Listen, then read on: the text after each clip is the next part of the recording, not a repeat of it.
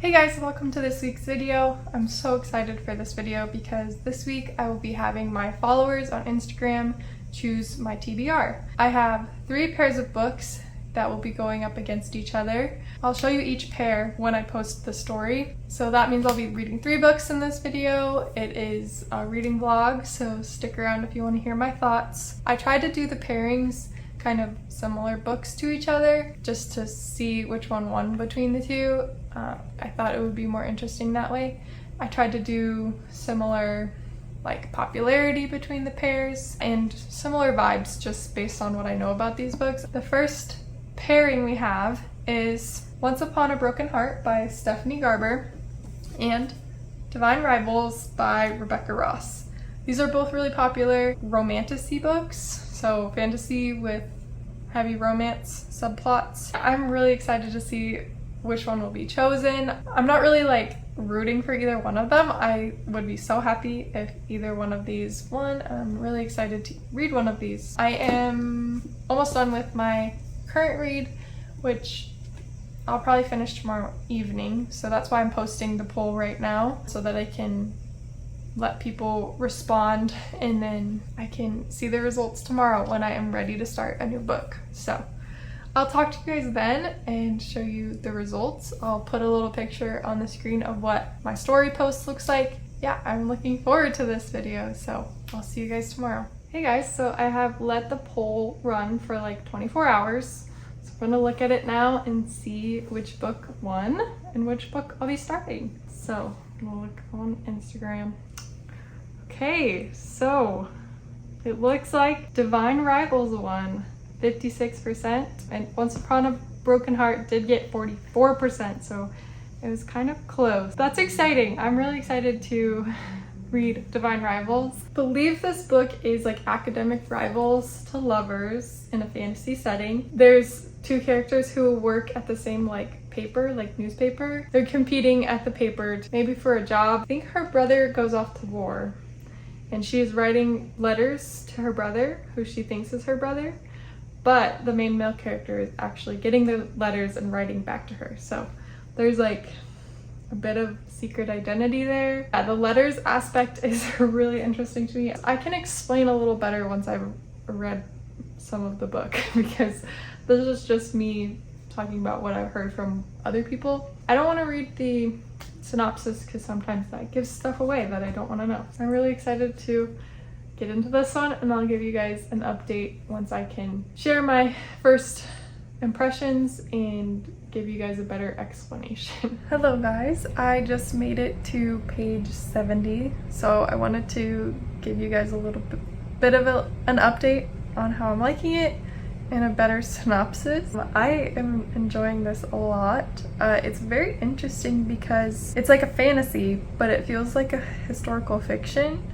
Just like based on their clothes and like their hair, just the descriptions of that, and also like the descriptions of the city. I don't really know what time period it would be, but it feels very like historical. It's a very cool aspect of this book. Give a better description of the premise. So Iris and Roman both work at the newspaper and they're competing for the same job. So they're trying to both write really good articles so that their boss will choose them for this promotion. So they're academic rivals or workplace rivals, I guess you could say. And Iris's brother is off fighting in this war between 2 gods, and she is writing letters to him, and she puts them in her closet because her grandmother taught her that if she does that, then they'll be delivered to the right place or something like that. Or it was just a hunch that she had that it would be delivered to him based on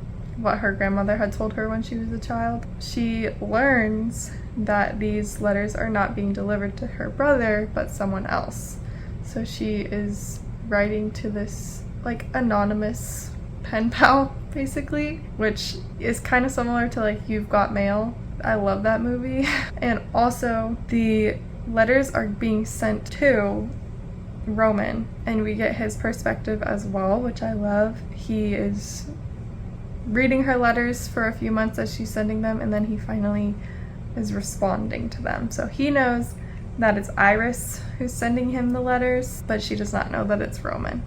So that is a really interesting aspect where they are rivals in real life, but then are like learning about each other and getting to know each other kind of on a deeper level through these letters. It's really, really good so far. I feel like as I'm reading, I'm not using very much brain power, even though it is an intriguing story. I feel very immersed in the story. I've only been reading it for a few hours today, but I feel very connected to the story already.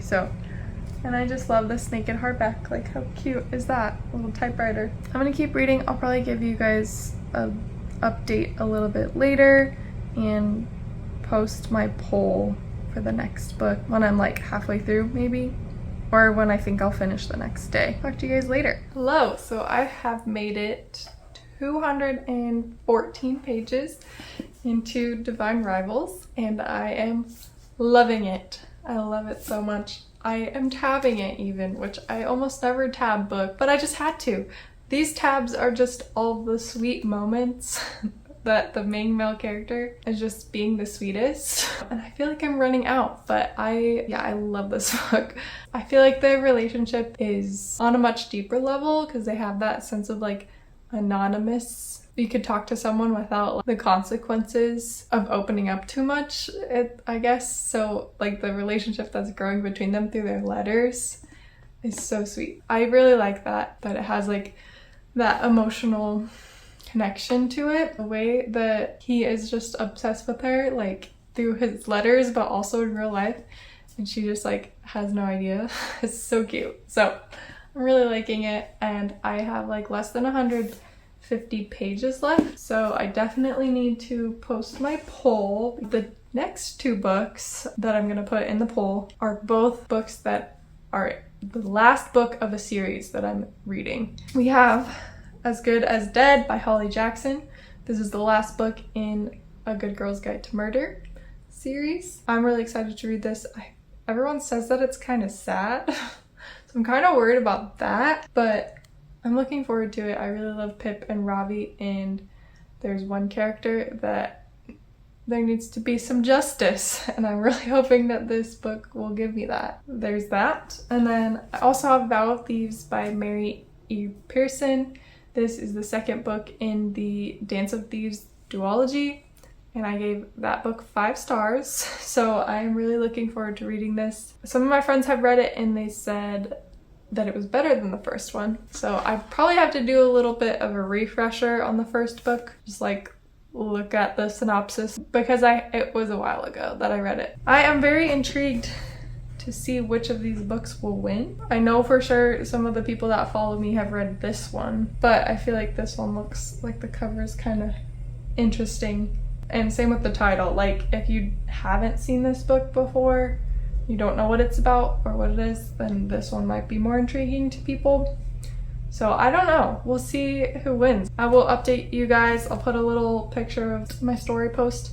I'll update you guys tomorrow and give you my final review of Divine Rivals, and then I'll show you which book I will be reading next for this video. See you guys tomorrow. Hey guys, I have finished Divine Rivals. I finished this yesterday morning, and I'm giving this book 5 stars. I am just obsessed. I love Roman specifically, and I just think Roman and Iris are so cute together. The plot of this book, I was honestly not expecting it to be like so high stakes, because I feel like not a lot of people talk about like the background plot of like the war that's happening between the gods. But I did really like that piece. I think it added a lot of depth, honestly, to their story and their relationship. And I'm really glad that I decided to tab it. I chose the tabs to match the like stems. I don't know if you guys can tell. I really enjoyed it. You can tell from my tabs. So I'm really glad that this is the one that I read. I just had a great time. So now I'm going to check the poll to see which book I'll start next. Oh my gosh. It is literally 50-50.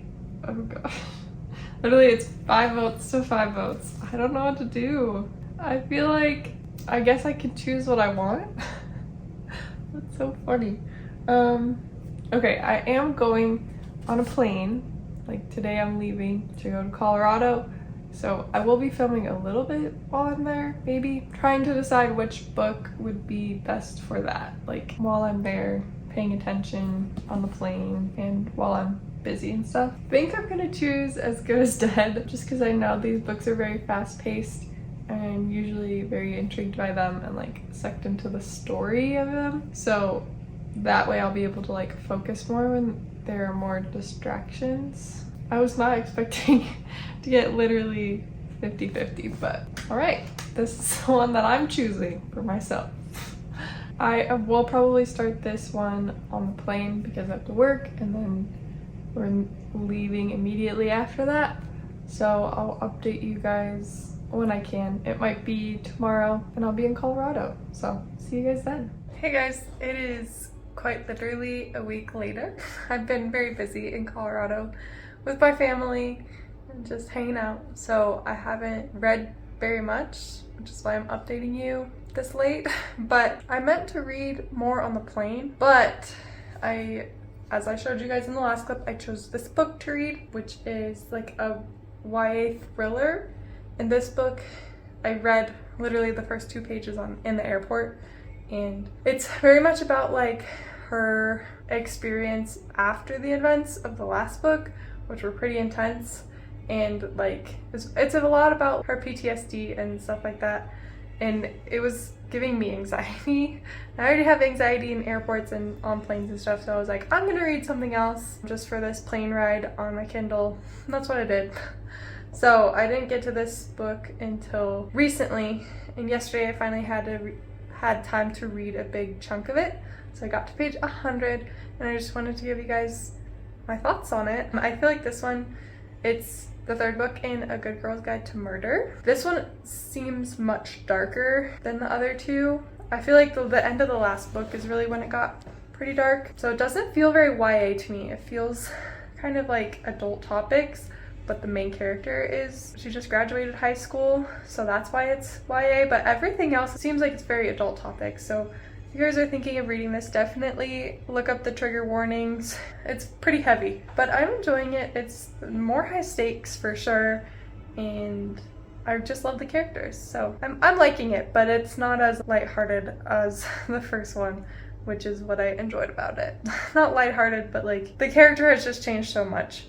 The main character, Pip, has changed a lot, so it definitely feels different than how she was in the first book, which happens in the series, but this one just feels heavier and darker. Those are my thoughts so far. I'll give you guys an update later. I'm not sure. It might take me a while to finish because I'm busy, but we'll see. So that's my update. Hey guys, I am back home. I am very happy to be getting back into my routine of reading and doing my hobbies and just having more free time after coming back home. I did have a good time, but I'm also happy to have my own space and do my own thing, and yeah. So I did get to read up to the halfway point in As Good as Dead. If you guys haven't read this book, you know the second half of this book is a little bit different, but yeah, this book is a much more like thrilling aspects to it than the first 2. The first 2 were more like mystery, and this one's definitely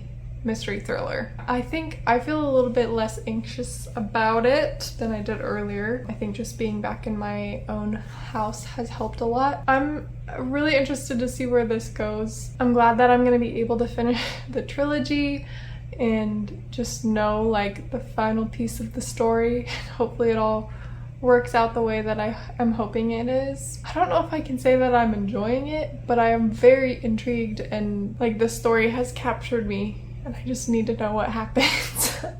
Yeah, I don't know if enjoy is the right word though. So I like usually by this point I'm like thinking about like what I might rate it, how it's feeling, but I don't know. I seriously do not know. So we'll have to just cross that bridge when we get to it. I have like 200 pages left, a little less, so I'm going to post the poll for the next books that I'm going to read. The next pairing that I have chosen is fantasy, which I'm really excited about because I am kind of in a fantasy mood right now. They're both very popular series. So the first one is The Cruel Prince by Holly Black. This is an enemies to lovers fantasy. I know that there's a lot of political elements to it as well, but that's pretty much all I know. I think there's like some mythical creature aspects, but it's very popular. A lot of people talk about the romance. I will get to it eventually, obviously, if it's not chosen in this poll, but that is the first one. And the next one is A Court of Thorns and Roses by Sarah J. Maas. This is the special collector's edition, so it looks a little bit different, but this is a series. It's like originally based off of Beauty and the Beast. Like it's a retelling kind of that story. And I have read Sarah J. Maas's other series called Throne of Glass, which that one is more young adult than this one is. I am interested to see how they compare, but yeah, I've just heard great things about this. Some of my friends have read it and recommended it to me, and like everybody on BookTube and the book community that I have seen have read it, and usually they enjoy it, so I'm interested to see what I think about it. I'm pretty sure this one will win just because it's so popular, but this one is, I feel like, could hold its own up against it, so we will see. I'll put a little picture of the poll that I posted. Yeah, we'll see what happens, and I will get back to you guys with the results of the poll and also my rating review for As Good as Dead. See you guys then. Hey guys, I literally not even 5 minutes ago just finished As Good as Dead. Wow, like this book was a crazy, insane, wild ride. I've never read a book that made my heart beat as fast and as much for like 250 pages consecutively, and like some of the pages before that. Like if you want a book where you're like literally never feel chill, this is the book for you. Like literally from page 1 I was like stressed out. But it's also, I could appreciate the author and how smart she is of like, you know how it's the third book in a trilogy. Like she really brought everything together, like so many like little things that she planted in the first 2 books that like come to fruition in like full circle moment in this book is crazy. Like absolutely crazy how she was able to like put that all together. That was a really cool part of it. Remember how last clip I said I have no idea what I would rate this? I mean, I did literally just now finish it, but that still stands. I don't know how I'd rate this book. I don't know. Like it was just so stressful, and like some things happened that I was like upset about. I don't know. Hopefully I have some more cohesive thoughts about my rating and like if I enjoyed it or not at the end of this video. If not, then hopefully in my September wrap up there will be some better thoughts about how I feel, because like I can tell you about it and like what was happening in the moment, but like enjoyment wise, I don't know. Crazy wild ride. I'm glad I finished the trilogy. I think I still might read the novella. It's like a little prequel novella, I think. That's like Pip goes to a murder mystery party. So that sounds cool because I feel like it would be less high stakes than this book, and all the characters from the trilogy that I love will be in that novella as well. I need time to process this, and then maybe I'll have some more thoughts for you, but that'll come later. Right now, I am very excited to figure out which book won. I think I know which one it was, just based on the popularity, but let's check. This literally, again, it's exactly equal. Again, it's exactly equal. Okay, I'm going to, I don't want to choose again because I feel like that kind of defeats the purpose. So I'm gonna have my husband be the tiebreaker for this. So I'll film that later and we will see which book I'm starting next. That's so crazy to me. I was like 100% convinced that acotar would win because it's so popular, but also don't have that many people like voting on my poll, which is fine. I don't mind that much. I don't want to turn this into me choosing between 2 books because that's not what it's supposed to be. So I will film that later and you guys will see. Okay, Andrew's here now. He's gonna help me choose. I know you already voted at the poll, but you're gonna be the tiebreaker. Okay.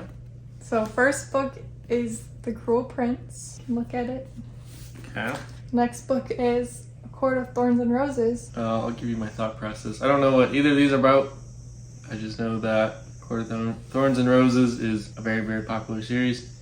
So in the original poll, I voted for this one, expecting that everyone would vote for the other one. But after I voted, I saw that more people had voted for this at the time. So now I think I'd like to switch my vote to A Court of Thorns and Roses. So, we're reading acotar. That's exciting. Yeah, now you finally get to read it. Yeah, I feel like a lot of people have been waiting for me to read it, and now I can figure out what the hype is about. I will eventually figure out what the hype is about with this one as well. We're starting with this one. That's exciting. I was already expecting to read this one because I really thought the poll was gonna be super swayed, but apparently not. Thank you. Welcome. I will give you guys an update once I start this. Hello guys, it is a few days later and I am reading acotar. I read to page like 125 and I'm like not enjoying it a ton right now because I know that this part of the book is like not what the series is about. Like there's characters that people talk about all the time that are not in the book yet, and it's like almost impossible to avoid spoilers for this, so like I know a little bit about what might happen, or at least that something is going to happen. I don't know what it is, but I just feel like I'm waiting for something exciting to happen because I know that there's other places that they're going and characters that she's gonna meet and all that stuff. I'll give a little bit of a synopsis.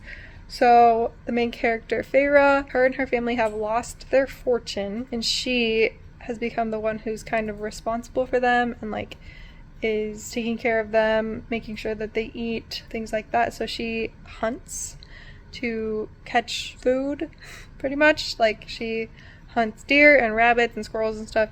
One day she's in the forest, she's hunting a deer, and a wolf comes and is about to eat the deer, and she ends up killing the wolf and the deer so that she can still have food for her family that night. But turns out the wolf was a fairy, which is like this mythical creature pretty much. They're like human kind of that can shapeshift.